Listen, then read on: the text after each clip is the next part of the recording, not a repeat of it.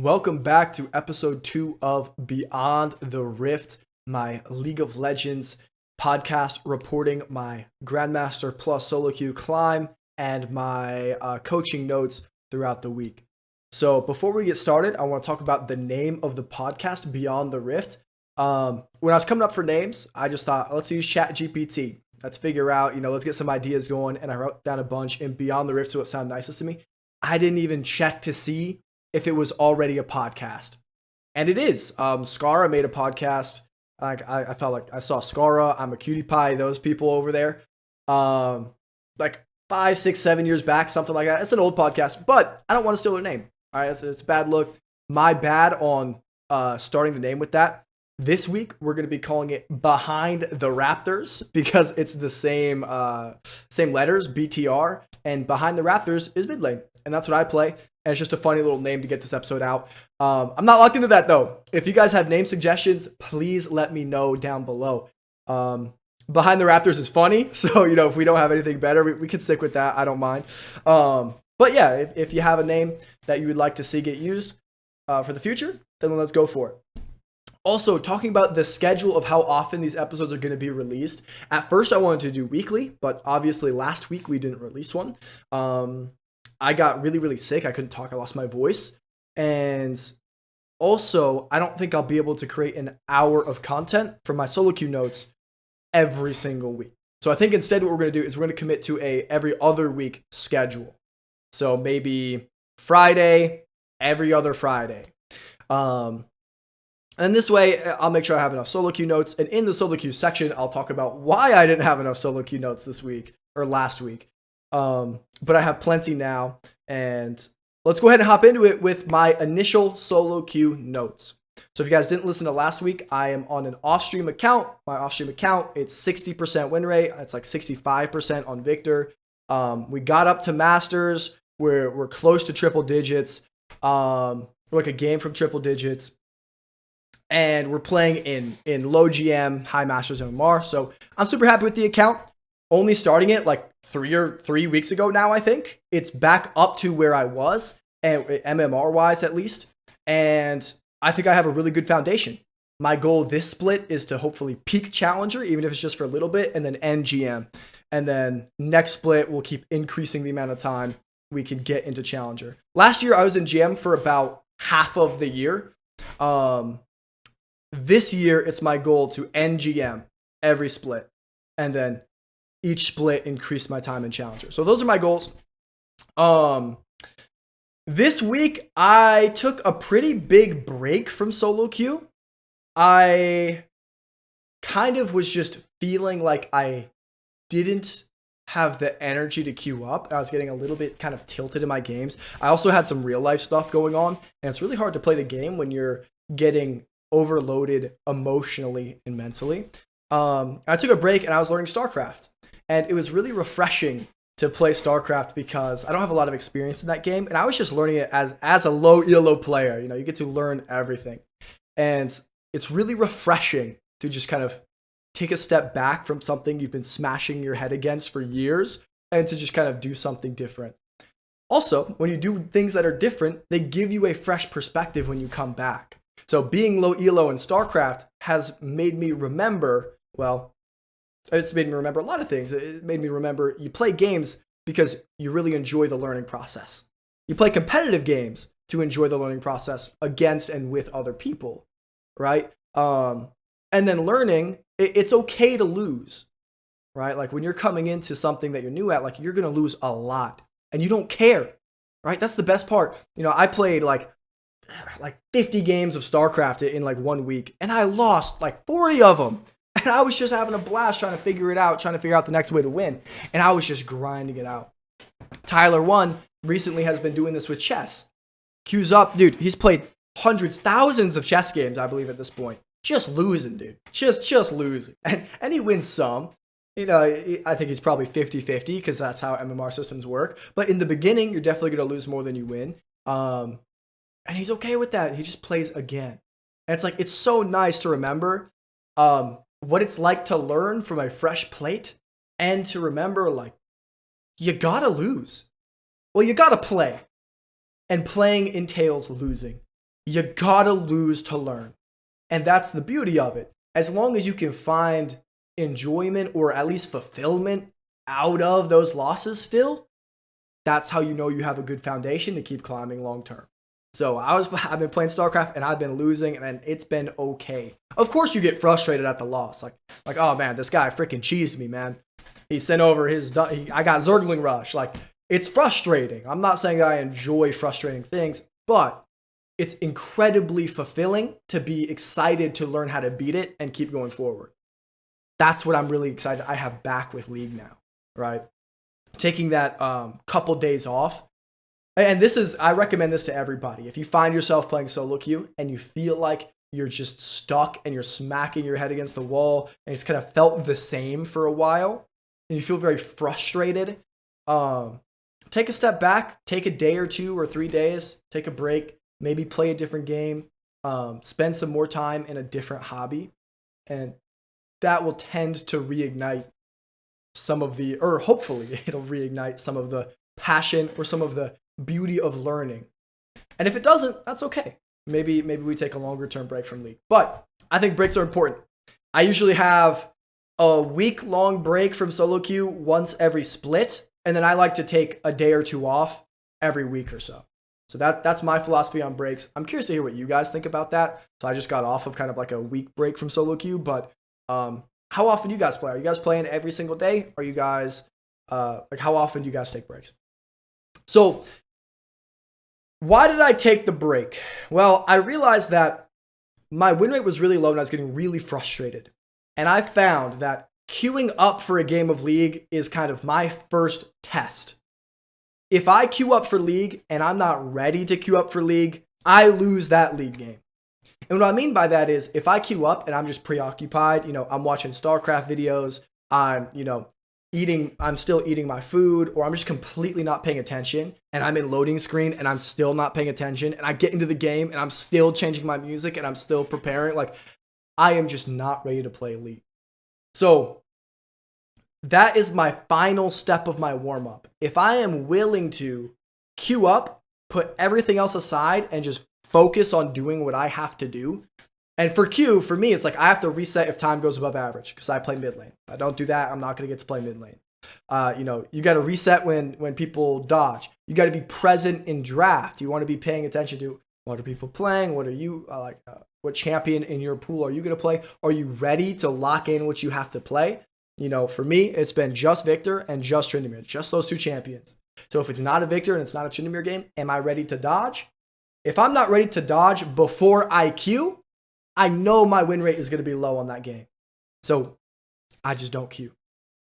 And that's really helped me know if I'm ready to play or not. That's when I know I'm about ready to take my break. If I queue up and I'm not ready to dodge, or I'm preoccupied, or I'm just trying to squeeze a game in because I just feel like I have to play, I know it's time. All right, today we're going to take a break for the rest of the day. That's enough for me.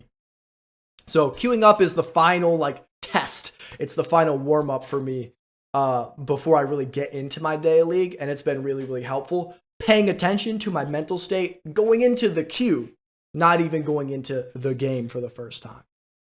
All right. So for my last kind of rank, not actual solo queue, but solo queue mentality stuff, I realized rank isn't so time dependent.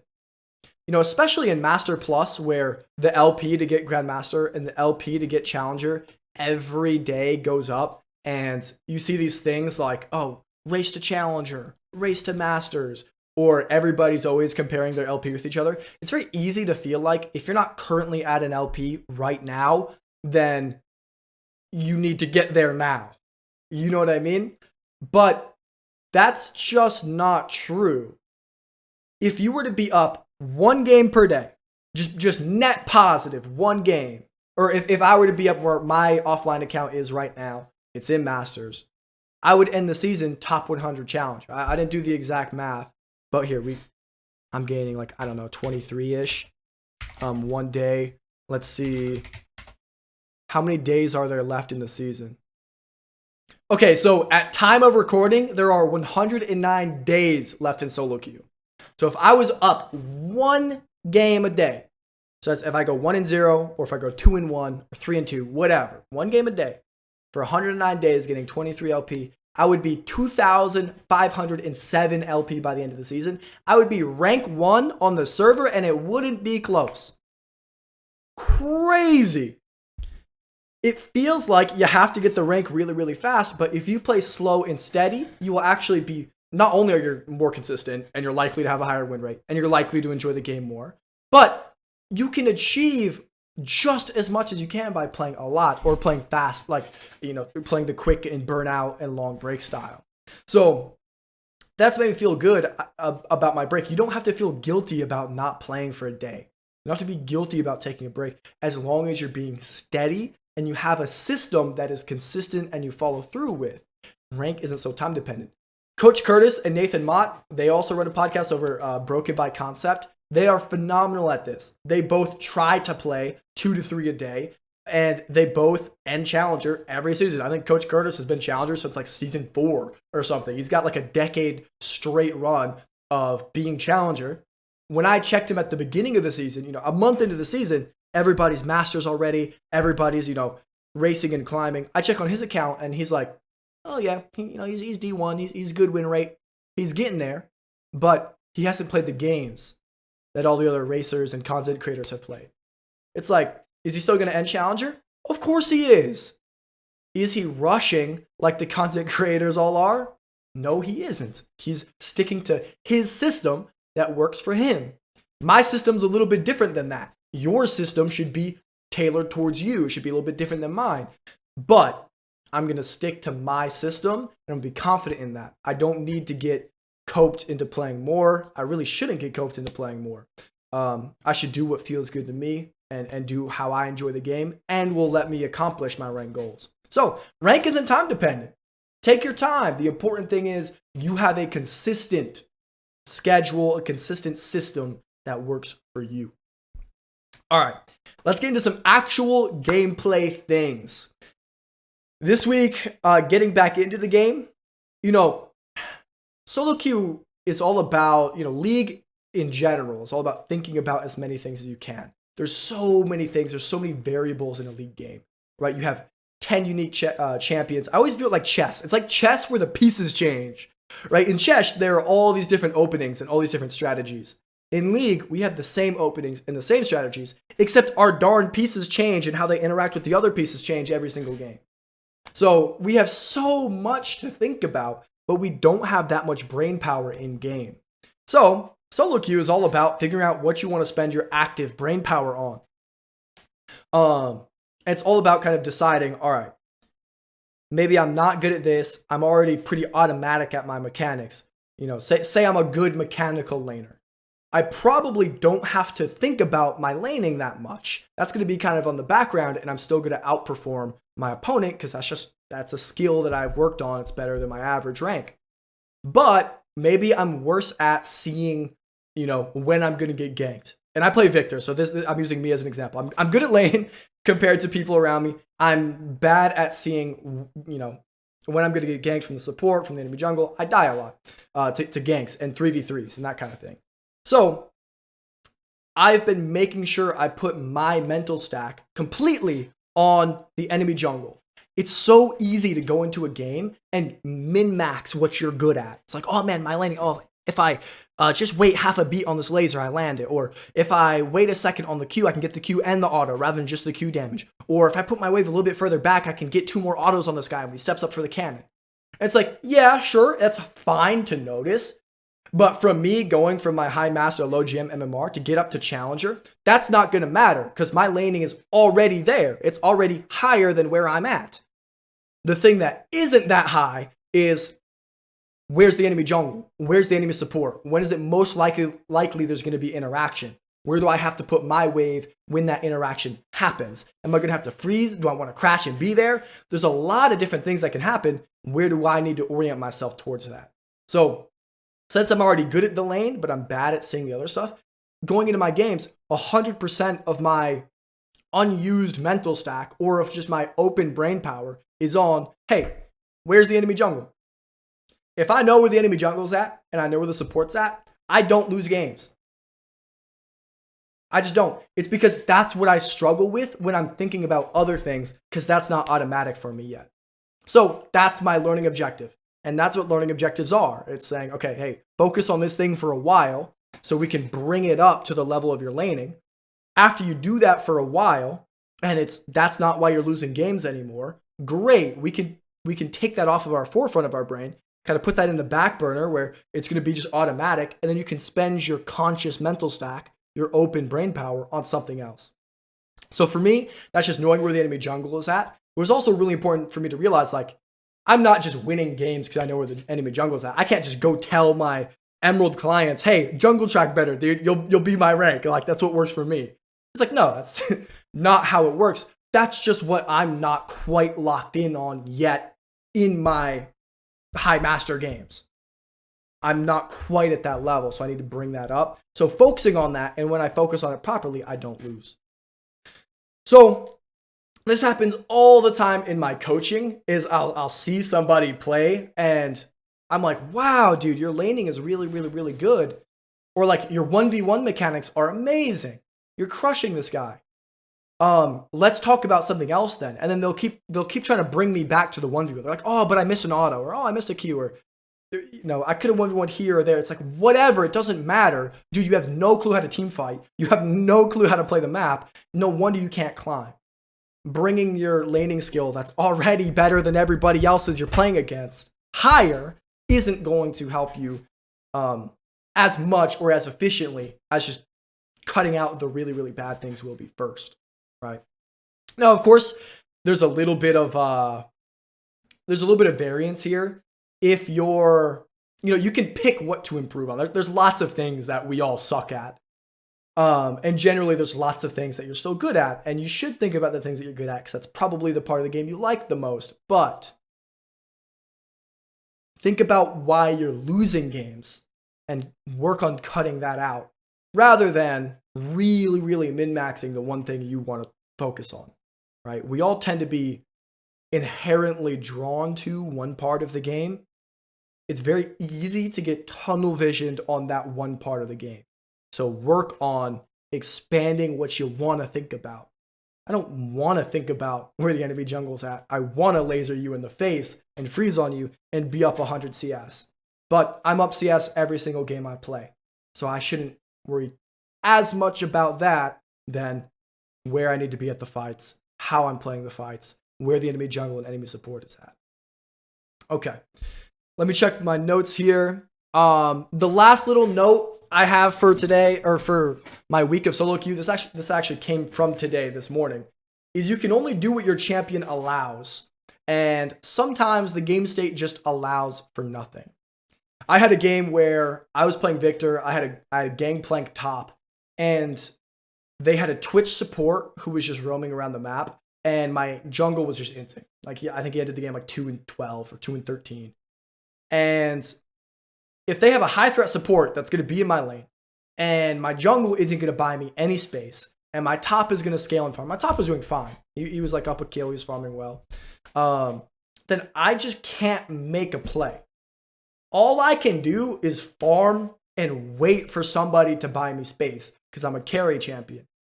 If I'm not going to get space created for me, there's nothing I can do than farm and wait until space is created.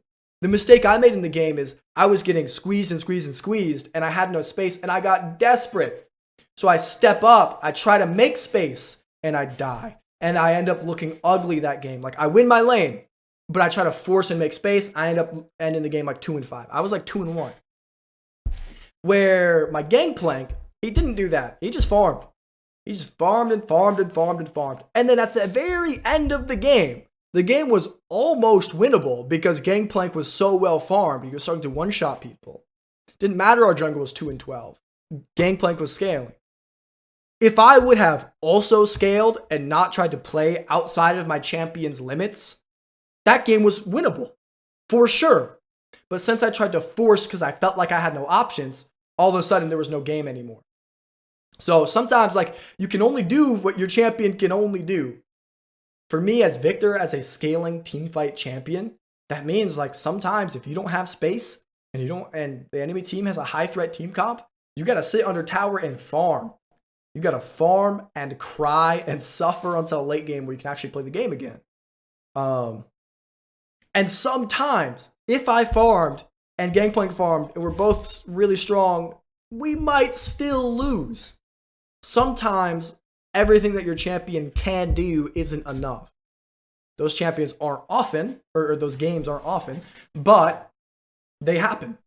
They happen, no doubt. And you just have to, the best thing you can do is play what your champion does the best. Do your champion's job to the best of your ability. That will make sure you win the most out of those possible games.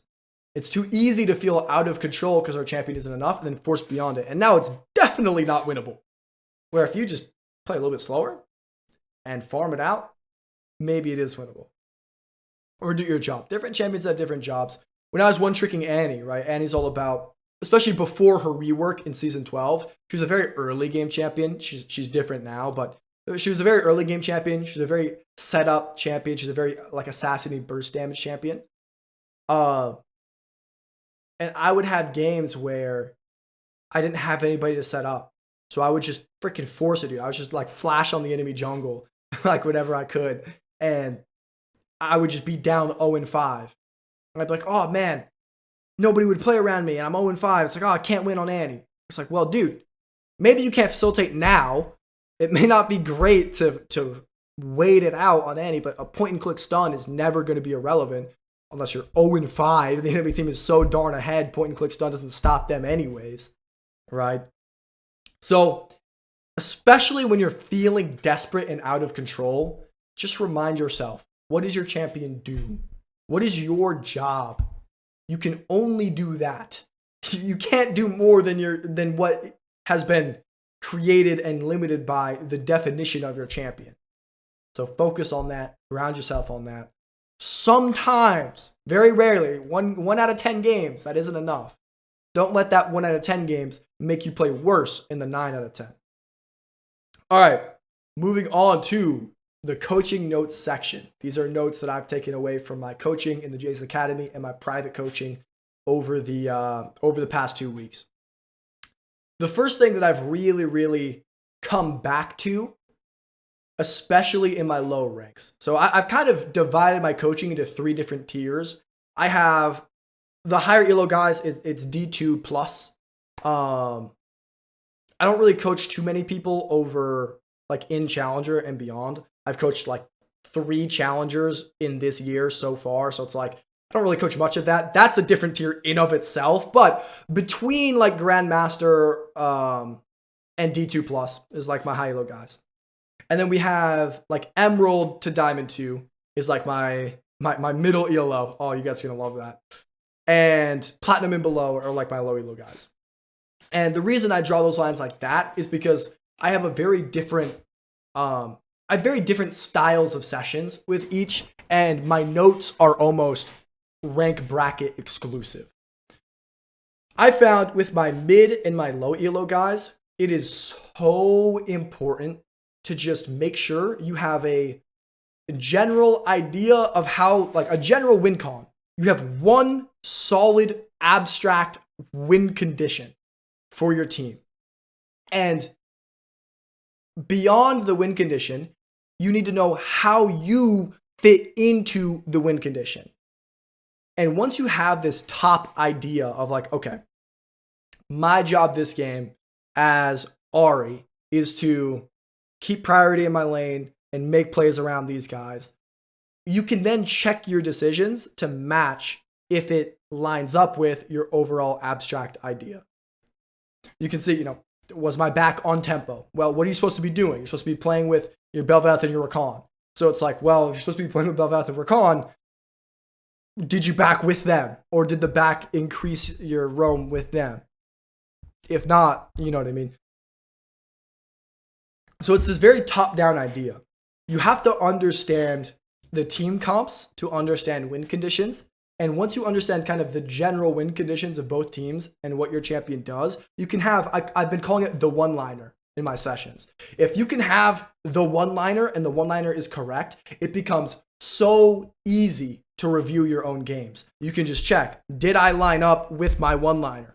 Did I, for Victor, in most games, it's going to be poke out your lane opponent so they can't roam, farm better than your lane opponent, and then take 5v5s on objectives. It's like, that's kind of the one line. If any of your plays didn't line up with that, or if any of your deaths especially didn't line up with that, you broke a very fundamental rule that you got to go figure out why you broke it and how to not break it again, kind of thing. Now, that's all great. You know, if you understand the team comps and you can get the one rule down, cool. How do you understand what team comps do? Now, my lower elo guys, they really struggle with understanding team comps because they're newer. They don't understand what champions do or how they interact with each other. So it's like, well, okay. Our goal is to create this one line for you. It's a one-liner of what is your job in this game. That comes from understanding the team comp, the team composition. How do you understand a team comp? Well, that comes from understanding the individual champions' identities. You want to be able to abstract out what champions are like other champions and kind of understand what role does each champion have in a game. So in mid lane, I like to break it down in terms of like 6 or so different categories of champions, right? We have our early game assassins, we have our late game assassins, we have our burst mages. Those are going to be, the burst mages are just ranged assassins. It's Annie, Nico, Ahri, it's Vex, right? LeBlanc, your ranged assassins. If your control mages, that's Orianna, Azir, Syndra, Victor. You've got your poke mages, your Xeraths, your Vel'Kozes, your Ziggs, your Hueys, and you've got your marksmen, right? Akshan, Tristana, Lucian. Now, there are a couple of champions that don't fit cleanly into one of these champion identities, and there's some also hyperscalers. Hyperscalers are like Vladimir, Corki, Kassadin. All of these champions do work differently, but, Aurelion Sol, Veigar, Smolder, whatever. The game plan against them is the same. The reason it's so important to abstract out identities this way is because as long as you know what champions are like other champions, you're able to understand what team comps are like other team comps, generally. So if you know that, okay, you're playing against Xerath, and he's a poke mage, and he works just like Ziggs or Hui or Vel'Koz, then he's going to fit into team comps the same way that those other champions do. So rather than knowing what every single champion does individually, you can abstract out the individual champion identity, and you just kind of have to label the champions. Right? If you go into a game, now rather than thinking about, okay, this champion's good at this because of these abilities and getting really specific with it, you can just go, oh, I know that Xerath is a poke mage. And poke mages win through poking, playing through mid, getting wave control, that kind of thing. So these are the team comps that he's going to fit really well in. This is how his team comp is going to want to play around him. Or this is how he's going to fit into these different team comp identities. That will help you pick up champions a heck of a lot faster than trying to learn it the hard way. So now the question is, where do you learn the labels for individual champions? This comes from trial and error. If you lose to a champion, you can add a new label to that champion, right? If you lose to something, you should figure out, okay, their team comp worked like this. I didn't realize that this champion could function this way. And it also comes from just talking about it, right? If you're in the JS Academy or if you're in my Discord or on my Twitch, you can ask like, hey, what the heck does, how does Fizz mid function? What other champions does it function like? Or how does he fit into team comps? What does Hui do, right? Hui is a pretty confusing one because, especially with new champions, people tend to not understand new champions. And Hui has a lot of buttons and he plays, he has a lot of buttons and a lot of options. So people don't quite understand what category to put him in. He's a poke mage. He's got the range. He's got the utility of a poke mage. He does not have the close fighting of a control mage. He doesn't have the burst damage of an assassin or a burst mage. He plays team fights. He plays wave management. His win conditions are almost identical to all the other poke mages. Now, this idea, and just to reiterate, this is a very top-down approach I've been taking with my middle ELO clients, is saying, okay, we need to give you a one-liner. Your job is to come up with a one-liner for every single one of your games. Now, when you come to me, I'm going to go back and check and see if your one-liner, if I agree with it, just from looking at the team comps. If I do, great. And if you lose, you should be able to figure out why. It should be a mechanical issue, or it should be just an execution error somewhere, right? Maybe you took a bad back, but you saw it. And if you didn't, we'll work through that. If you got it wrong, that's where we're going to talk about individual champions and how individual champions make up team comps. And that's how I've been teaching this concept of win conditions. It's through that kind of very top-down approach. We need a one-liner, which comes from team comps, which comes from individual champions, which comes from labeling champions from things you've seen before, right? You shouldn't be building from the ground up. It should be a very top-down approach to get a holistic view in this kind of platinum, emerald, low diamond range. In low elo, it's a little different because we don't, first of all, you don't need to know whole team comps in low elo. Like, you don't need to know team comp win conditions. You just need to know how to play your champion and then show up. You know what I mean? Getting out of silver and gold is a lot of just mastering your champion. You can do a lot of things. Like, you don't have to play the proper team comp win condition. When I was first learning, I was learning Tryndamere in silver and gold. And my first time hitting platinum, even my first time hitting diamond, didn't come from splitting properly like Tryndamere's supposed to. It came from just beating people in lane, understanding how to auto attack better, and then just like showing up to team fights when Dragon was up. Right. Now, anyways, this is also where hard games come from. This is something I've talked about a lot in my academy, is understanding when a champion has hard games. We might have talked about this last week too, I don't quite remember. But hard games is a game where your champion doesn't line up with your team comp, and or your champion is completely countered by the enemy team comp.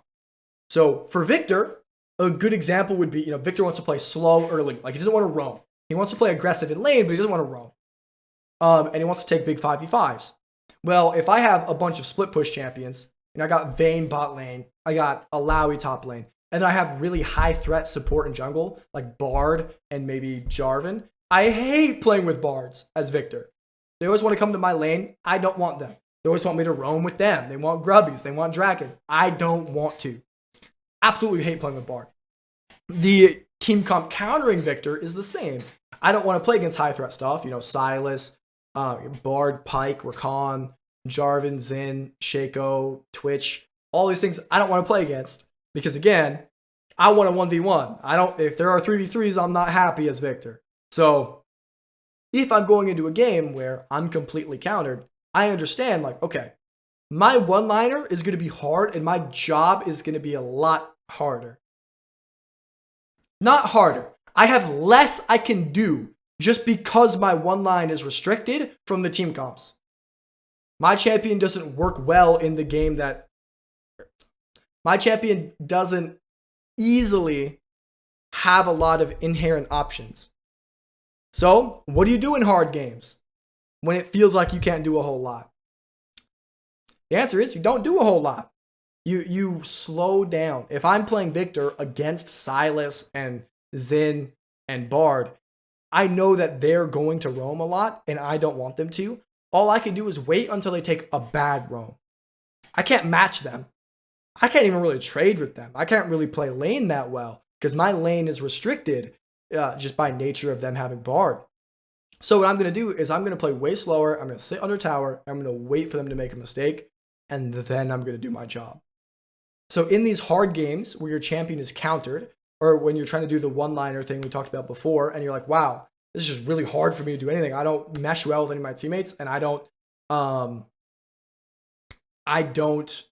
do well into the enemies.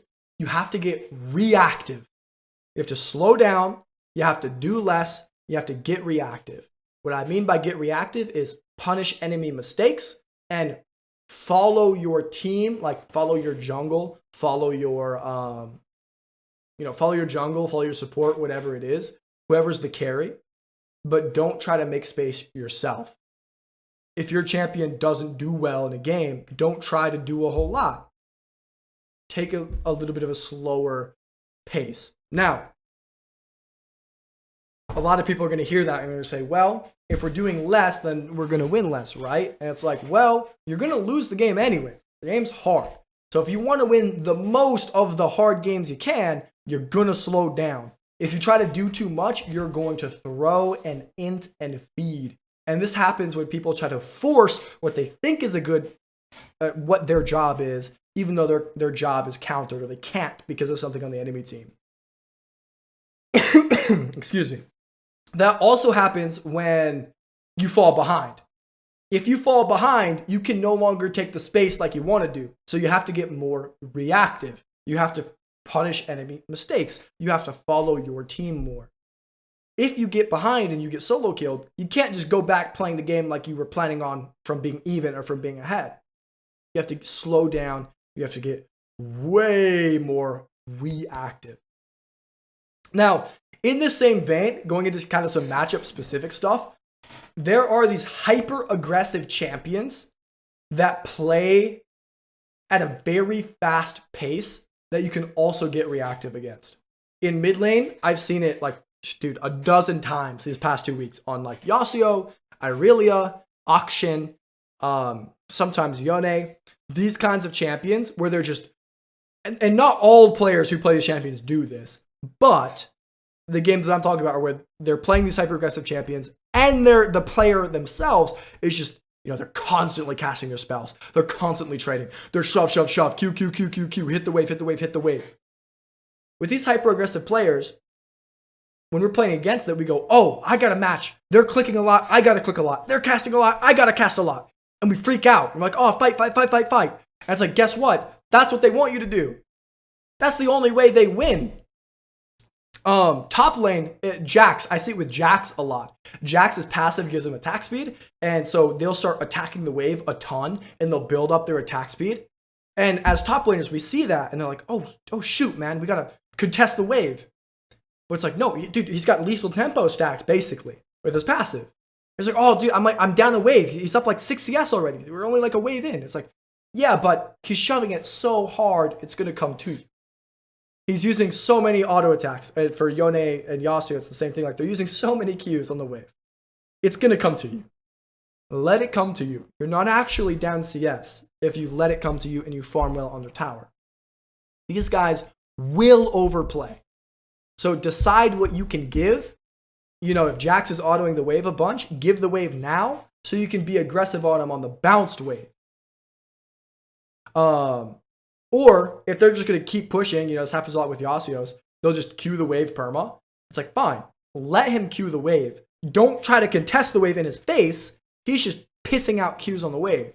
Rather, just trade with him. Every time he Qs the minion is an opportunity for you to auto attack him. Every time he Qs the minion is an opportunity for you to, drop your combo on him. So when people are getting hyper aggressive and you're playing against a hyper aggressive play style, they are playing for you to match their play style. If you match their pace, they will ruin you. They will run your game. However, if you just play slower and you decide to give a little bit so you can attack at a smarter time, if you pick the pace you want to play at and you pick when you attack, boom, that's how you dismantle these guys. So a Jax is really hitting the wave, getting a lot of prio on you. Let the wave crash. You'll be down 10 CS until you last hit other tower, and then you can trade with him. If a Yas or Irelia is just queuing to the minions, they're just shoving you in, they're trying to trade all the time, let them crash the wave, play on the bounce.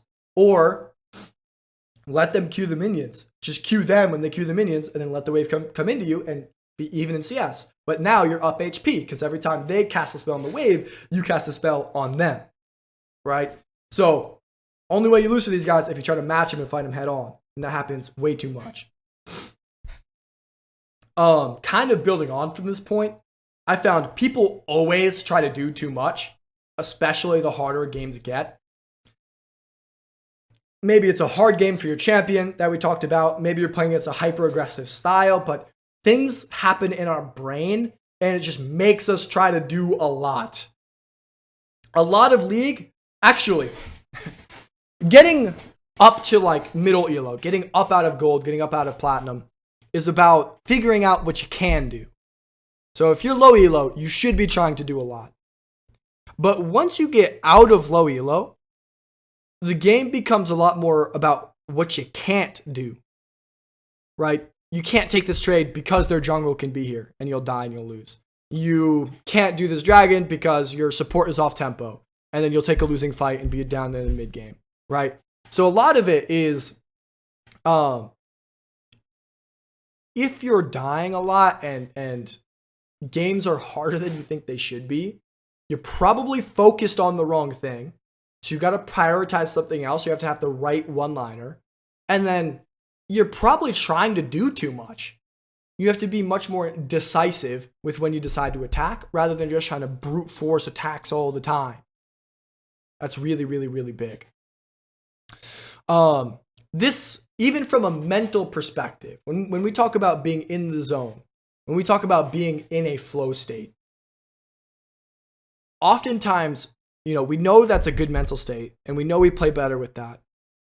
And we feel like our brain is working more. But what are you actually thinking about when you're in a flow state? You're not thinking about anything. You don't have anything going on in your brain. If you queue up, if you're playing League and you're thinking about dinner, you're thinking about some homework that you didn't do, you're thinking about, you got to do these chores, you're thinking about this person that said something to you last week. The more that you're thinking, the less focused you are, the less you get in the flow state. So not only in the game should you do less, but you should think about less so that you can really get into the game. Oftentimes people's thought processes and just brain is just so overactive that you can't just play. And if it's so overactive, you're going to int, you're going to overplay, you're going to do too much. So League is a game where in the moment, there shouldn't be a whole lot of thoughts happening. Thoughts happen in lull state, thoughts happen in VOD review, thoughts happen before and after the game. But in the lane, in the fights, do less. Think about less. Especially if you find games are very, very chaotic and hard to process in the moment. You're not focused properly. So think back to the first thing we talked about, that one-liner. What are you focusing on? And then think about, how can I tune out the noise and really prioritize that information? All right.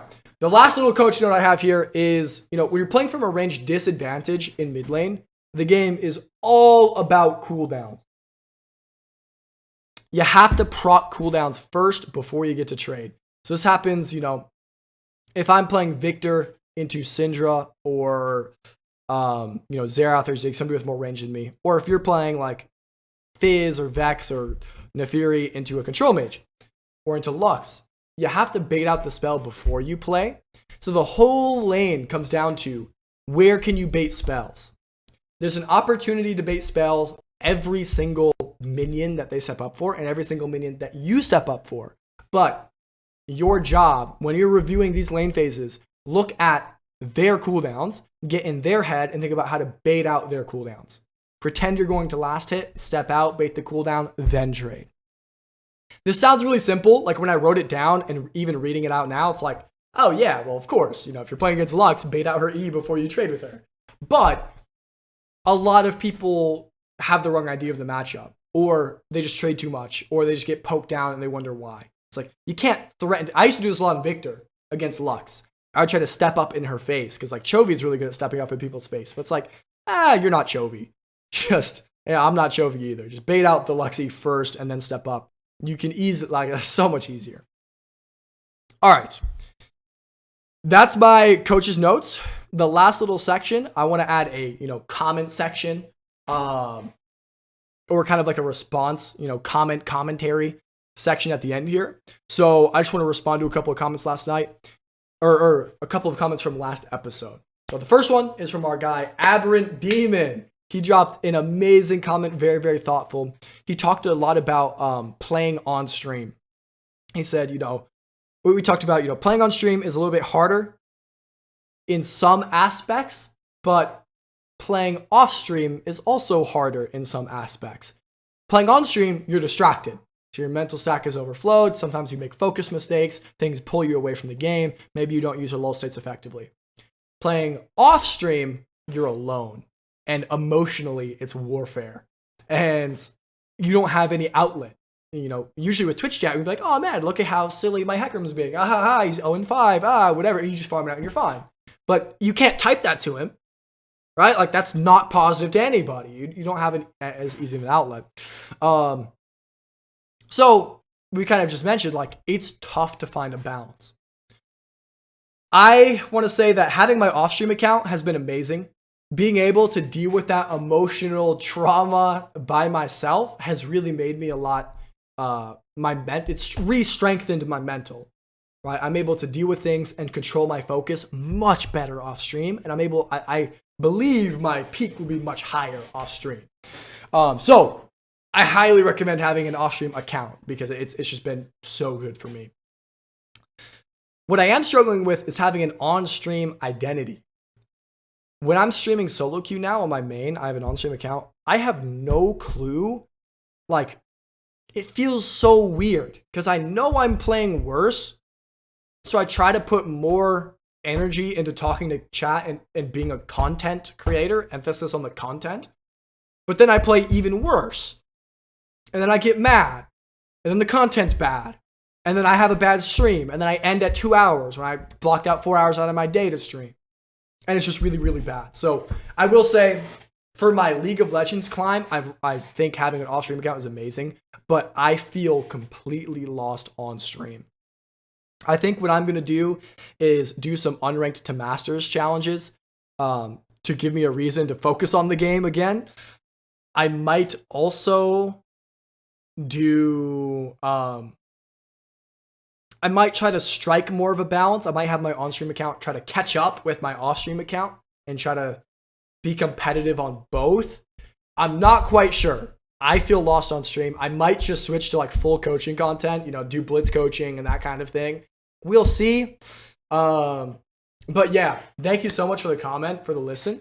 And thank you for signing up for JS League. I'm excited to see you play and play against you. So it should be fun.